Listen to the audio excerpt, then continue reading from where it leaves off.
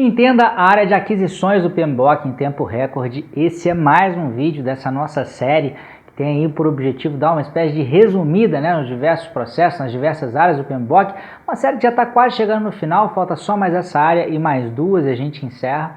E a área de aquisições, ela tem um aspecto que às vezes torna essa área um pouco mais desconfortável para quem está disposto a aprender o gerenciamento de projetos e para quem está interessado em fazer os exames PMP e CAPM, é que o seguinte, quase ninguém ou muito pouca gente trabalha diretamente com aquisições. Acho que quase ninguém é um pouco exagerado, mas se eu for tomar por base as pessoas que normalmente estudam comigo nos meus cursos, eu percebo que normalmente as áreas de riscos e a área de aquisições são áreas aí que as pessoas têm uma certa dificuldade pela falta de contato com a área. Mas eu tenho certeza que com esse vídeo aqui as coisas vão ficar bem mais fáceis. E antes de a gente entrar aí nos 4 processos da área de aquisições, eu queria falar de aquisições de uma forma uma maneira um pouco mais informal, para vocês perceberem que não tem nenhum bicho de 7 cabeças.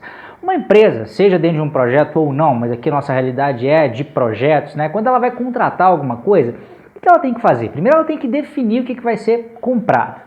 Depois ela tem que encontrar no mercado potenciais empresas aí que poderiam estar dispostas a prestar esse serviço ou vender esse produto.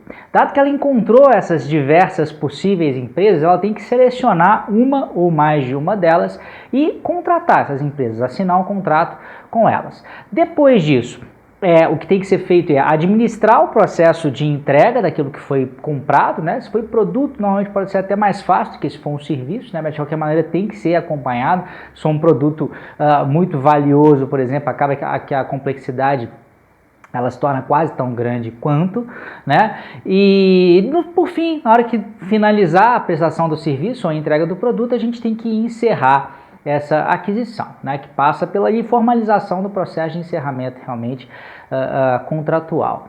Bom, se a gente for traduzir isso aí lá para os processos, basicamente a gente tem 4 processos e é interessante lembrar que dentro dessa área de conhecimento do PMBOK a gente passa por 4 grupos de processo. A gente só não tem processo do grupo da iniciação, mas a gente tem planejar o gerenciamento das aquisições do grupo de planejamento, a gente tem conduzir as aquisições, que é da execução, a gente tem controlar as aquisições, que é do monitoramento e controle, e a gente tem encerrar as aquisições, que é lá do grupo de encerramento, E passando rapidinho por cada um desses processos, Primeiro, planejar o gerenciamento das aquisições. Você já deve se lembrar de vídeos passados dessa série, que sempre que eu tenho planejar o gerenciamento e no final o nome da área, o que esse processo faz é basicamente definir como que essa área vai ser gerenciada ou até como os outros processos dessa área vão ser executados, Como é que eu vou executar o conduzir as aquisições, o controlar as aquisições e o encerrar as aquisições.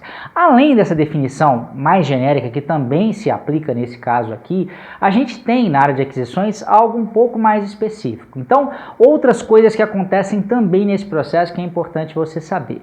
Nele é que é feita a tal análise de fazer ou comprar, que é quando eu vou definir que tipo de produto ou serviço eu vou adquirir, qual que eu vou preferir fazer internamente, portanto não vai ser necessária a aquisição. Nesse processo que são gerados os documentos de aquisição, Então, por exemplo, um edital de licitação, se você é da área pública ou já trabalhou fornecendo para a área pública, você deve ter visto um edital de licitação, Seria nesse processo aqui que ele seria gerado. Se você trabalha na iniciativa privada, o nome mais comum para esse documento de aquisição que é gerado é a RFP, um nome em inglês, é Request for Proposal, ou solicitação de proposta, que é quando um interessado em comprar alguma coisa publica, disponibiliza aí para o mercado um documento dizendo que ela quer comprar aquela coisa para quem tiver interesse aí eventualmente se manifestar de alguma forma, Então a definição desses documentos de aquisição é aqui que acontece, a definição dos critérios para a seleção de fornecedores é aqui que acontece,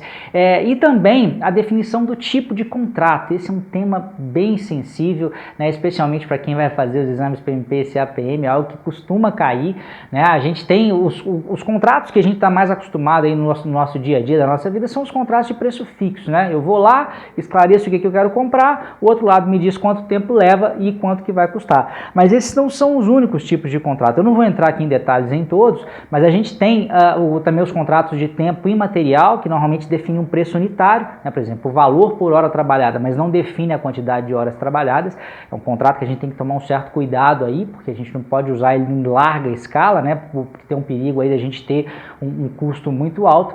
E a gente tem também os contratos de custos reembolsáveis, que são aqueles contratos em que eu não tenho condição de definir muito pouca coisa, né? Então acaba que eu no fim das contas, eu reembolso o meu fornecedor pelas despesas que ele tiver, mais uma taxa administrativa que ele vai ter ali para executar esse trabalho de gerenciamento. Então também é nesse primeiro processo planejar o gerenciamento de aquisições, tá? Então a gente pode definir que a gente fecha aqui esse processo com os documentos de aquisição, né?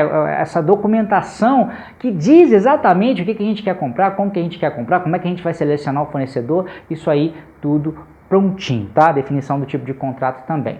O outro processo, o segundo processo da execução, é o conduzir as aquisições. Aí tem que tomar muito cuidado, gente, que o pessoal confunde muito o conduzir as aquisições com controlar as aquisições. Às vezes, quando a gente lê conduzir as aquisições, pode dar a entender que a gente está falando aí de gerenciar uma aquisição que já foi contratada, e não é. Conduzir a aquisição é justamente o ato de você selecionar o fornecedor e chegar até a assinatura do contrato com esse fornecedor, um ou mais fornecedores, né? Então o ponto final aqui que encerra esse processo não é a administração da aquisição, mas sim a assinatura do contrato. Você vai pegar aqueles documentos de aquisição que você fez então lá no outro processo, né, no planejar o gerenciamento das aquisições, vai publicar isso, disponibilizar isso para o mercado, potenciais interessados vão entrar em contato, você vai selecionar, vai eventualmente fazer algum tipo de negociação até assinar o contrato e depois vai assinar o contrato e aí fechamos esse processo, tá? O terceiro processo já é o controlar as aquisições, aí sim, contrato assinado, você precisa gerenciar esse contrato, garantir, né, fazer com que esse contrato ele seja executado da forma como foi colocado ali, tá? Que é uma trabalheira danada, né? É nesse momento aí que pode acontecer algum tipo de desentendimento, né, entre contratante e contratado, e isso é relativamente comum, são as famosas reivindicações ou claims que tem que ser gerenciadas, tudo nessa fase aí. Por fim, depois que tudo foi entregue, a gente vai encerrar a aquisição, que é onde a gente vai checar realmente tudo que foi entregue e a gente vai formalmente dizer, ó, beleza, finalizamos o processo, vamos então ajustar tudo para não ficar nada pendente aí para depois, tá? Então basicamente são os 4 processos. Esse nosso vídeo aqui ele é um resumão, ele é algo realmente mais simplificado para que você tenha essa ideia geral aí na sua cabeça e na hora que você for estudar os detalhes, você já tem esse framework mais bem definido para que você não tenha nenhum problema, nenhuma dúvida, eu tenho certeza que vai te ajudar. Espero que você tenha gostado, fique de olho já, vem o próximo vídeo da série, agora falando sobre partes interessadas. Um grande abraço e até a próxima.